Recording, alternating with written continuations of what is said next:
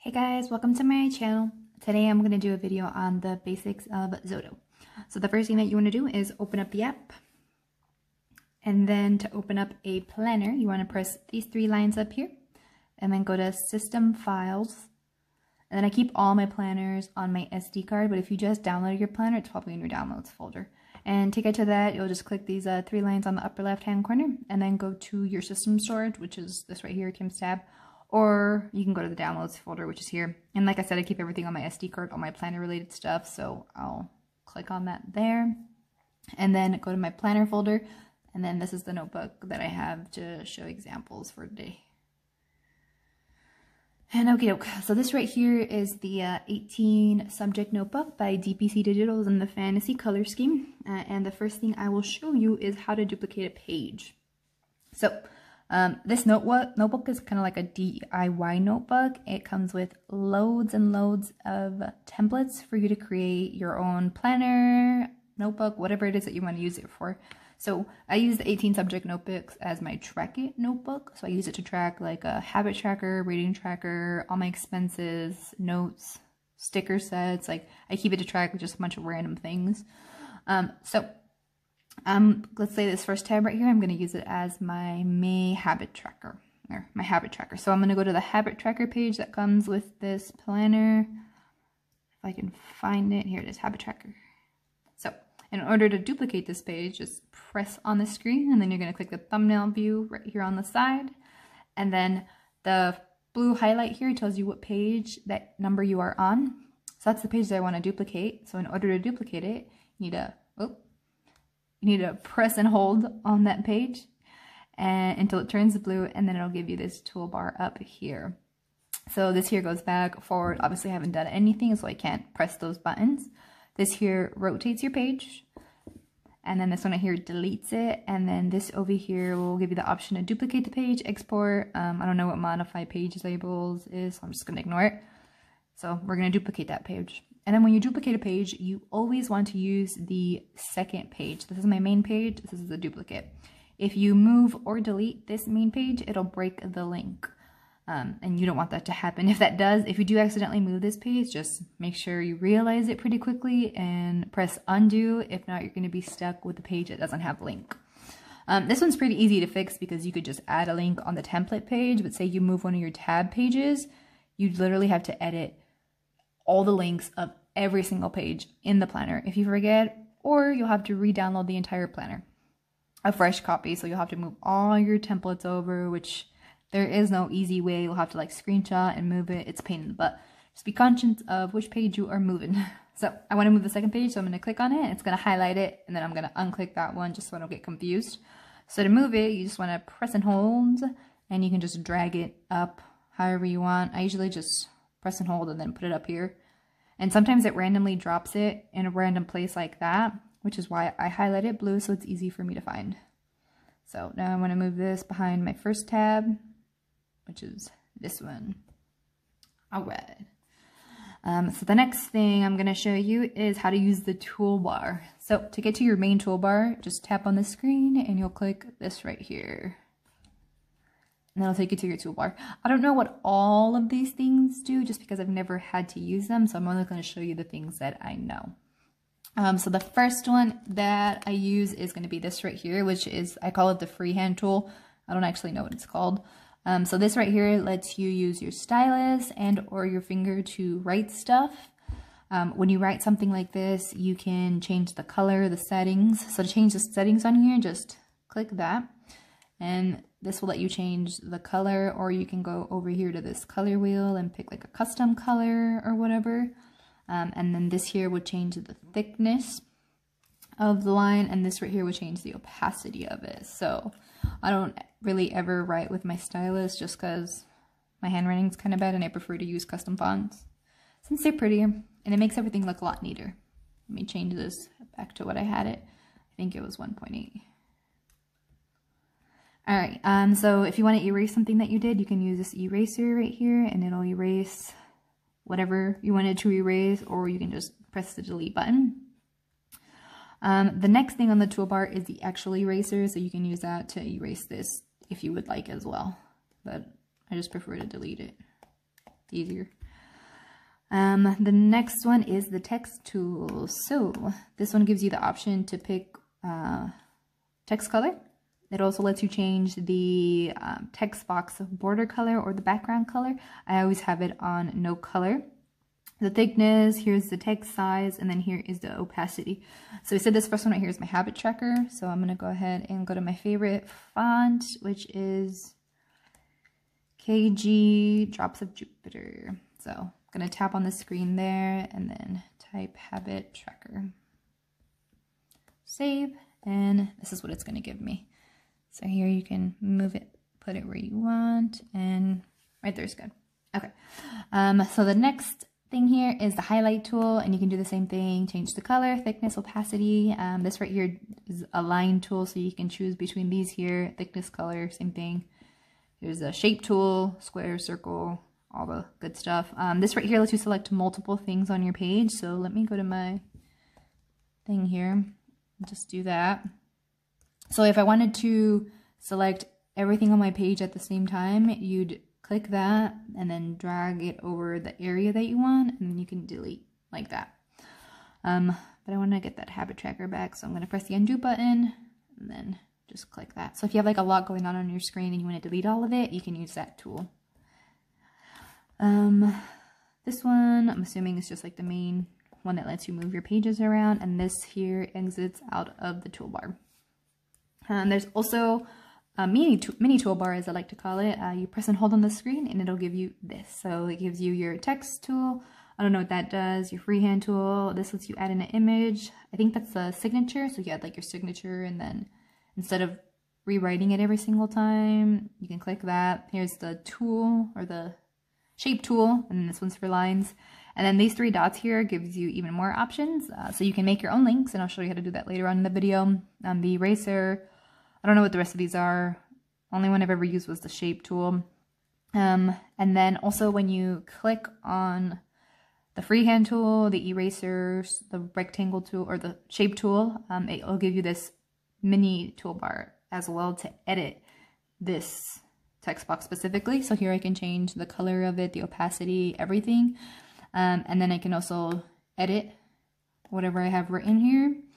And then this is the copy. So you copy and then press and hold, and then press this, which will allow you to paste. Obviously the delete button, and then this here flattens. So when you flatten something, it becomes a permanent part of your planner. So when I click on my text, I can no longer edit, move it. I can't do anything to it anymore when you flatten something. And then from the mini toolbar to add an image, you just click that. And I have Bitmoji and Google Photos app downloaded onto my tablet, so it gives me the option to pull from these two. I usually just pull from my files because, like I said, everything's in folders. So I'll go to like my sticker folder, and if I want a DPC sticker, I'm gonna go. I have everything like super organized. I have a video on that if you'd like to watch it as well. I'm gonna add in the month header, May. So this can be like my May tracker page or whatever. So, oh, actually, I'm going to move this to this one because this is May, technically. There we go. All right, and then to label tabs. So in order to label a tab, you have to go to your text box tool, go to your text, and then you have to type out all your stuff. So let's say that's habits, and then we're going to go to books. And then let's go to like TV or something. So I'm going to save that. First, I'm going to change the size to like 15. It's a little too small.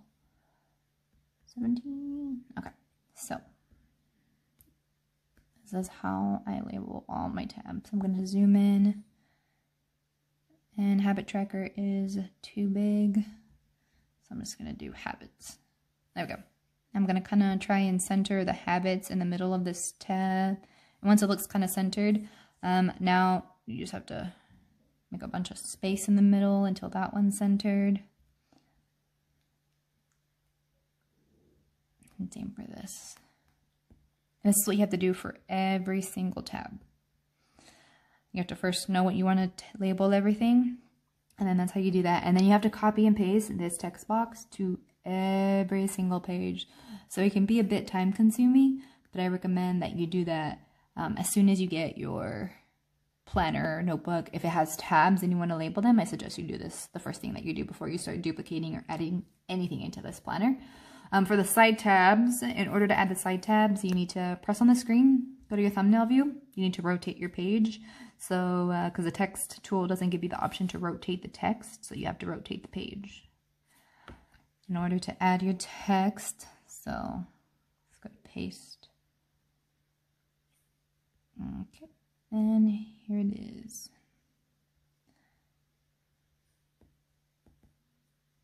And now I'm going to rotate my page back. So once you've copy and pasted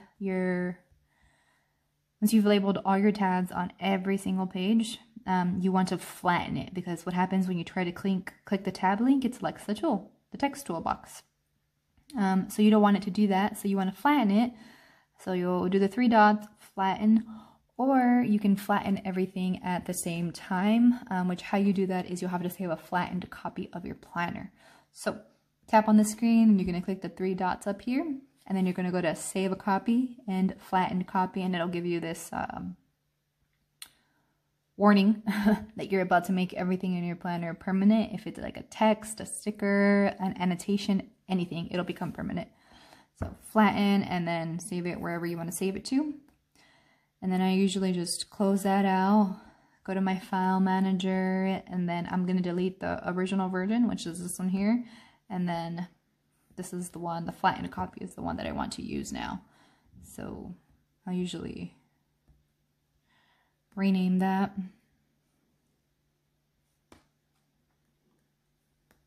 And then open it up in Xodo.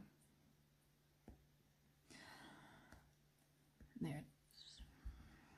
Okay, so as you can see, this sticker here, I can no longer move it, and same goes for this text box. I can't move anything because it's a permanent part of this planner now. So the next thing is I'm going to show you how to add fonts. So you want to close Xodo out completely, and then you're going to go to your file manager, and I have a folder where I keep all my purchased and free fonts in. So I'm going to go to my SD, planner stuff, and here's my fonts. I'm going to copy Henny Penny as the font that I want to add into Xodo. So you'll want to select the font and then copy. And you're going to want to go to your internal storage and go to your downloads folder. And you should have a Xodo folder in your downloads folder. If you don't, uninstall Xodo and then reinstall it, and the folder should be there. So once you do that, you want to open Xodo up again. And then you're going to go to the 3 lines over here on the left-hand side. Scroll to settings, and you're going to go all the way down to the bottom to text annotation fonts, and now you're going to search for the font that you just added in. So I added in Henny Penny. So you click it, press OK, and then now when you go to use your text tool, it'll have the font option. So let's type in the name of the font.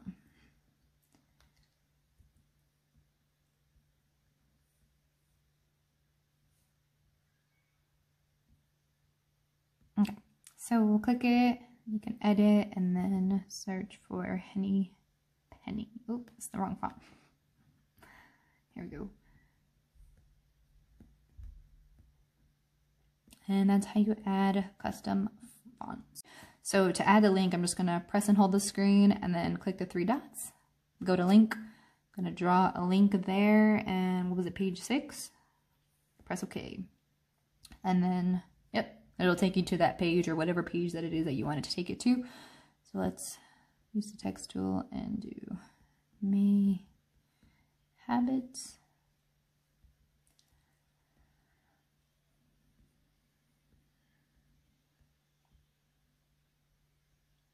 So let's say that's my May habit page. So now I want to make the borders around this link box to be invisible. So to edit that, just press and hold, and it'll give you this little toolbar here. So delete, copy, this right here lets you edit the page number, and then this one right here obviously lets you edit the border color. So I want it to have no border color, so it's not going to be on your main color section here. It should be in your recents. If it's not in your recents, in order to get it there, I usually press and hold and then draw like a square or something. And then when you go to this color picker here, it'll actually have the no color tool. So when you select that, and then once you do it on here again, it should be there now. So it should be the first one on your most recent. So now you have this that takes you to your whatever page it is that you want it to link to. So that's pretty much all I do to, all I use for digital planning in Xodo. I don't use any of these other options that I have here. So yeah, that's pretty much it. Let me know if you think this video was helpful down in the comments below. And thank you guys for watching. Hope you all have a nice day. Bye.